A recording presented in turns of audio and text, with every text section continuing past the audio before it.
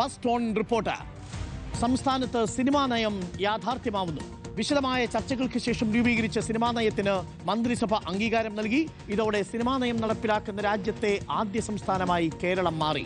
നടി ആക്രമിക്കപ്പെട്ട സംഭവത്തെ തുടർന്നുള്ള ചർച്ചകളുടെയും സിനിമാ കോൺക്ലേവിലെ നിർദ്ദേശങ്ങളുടെയും അടിസ്ഥാനത്തിലാണ് നയം രൂപീകരിച്ചത്. ആറോഷിപാലുണ്ട് കൂടുതൽ വിവരങ്ങളുമായി.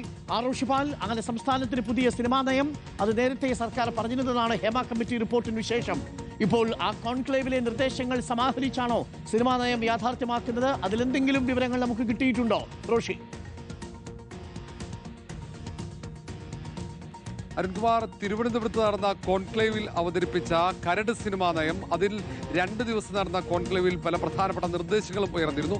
അതും ഉൾപ്പെടുത്തി പൊതുജനങ്ങളുടെ അഭിപ്രായവും സമാഹരിച്ചതിന് ശേഷമാണ് അന്തിമമായി സിനിമാ നയം രൂപീകരിച്ചത്. പ്രത്യേകിച്ച് ഈ സിനിമാ നയത്തിലൂടെ ലക്ഷ്യമിടുന്നത് സിനിമാ മേഖലയിലെ ലിംഗസമത്വമാണ്. കാരണം നടി കൊച്ചിയിൽ ആക്രമിക്കപ്പെട്ടതിന് ശേഷമാണ് ഹേമ കമ്മിറ്റി വന്നത്. ഹേമ കമ്മിറ്റി റിപ്പോർട്ടിൽ തന്നെ പല ശുപാർശകളുണ്ടായിരുന്നു.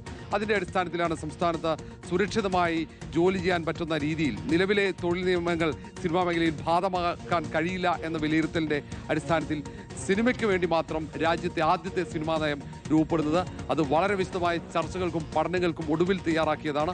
അതോടുകൂടി സിനിമാ മേഖലയിൽ വലിയ മാറ്റങ്ങൾ ഉണ്ടാക്കാൻ കഴിയും എന്ന് തന്നെയാണ് സംസ്ഥാന സർക്കാർ കണക്കുകൂട്ടുന്നത്. മാത്രമല്ല, അതിൽ സിനിമാ മേഖലയിലെ ലിംഗസമത്വത്തിന് അപ്പുറത്തേക്ക്, തൊഴിൽ സുരക്ഷിതത്വത്തിന് അപ്പുറത്തേക്ക് സിനിമാ മേഖലയിൽ വലിയ തോതിൽ നിക്ഷേപം വരാനുള്ള സാധ്യത കൂടി കാണുന്നുണ്ട്.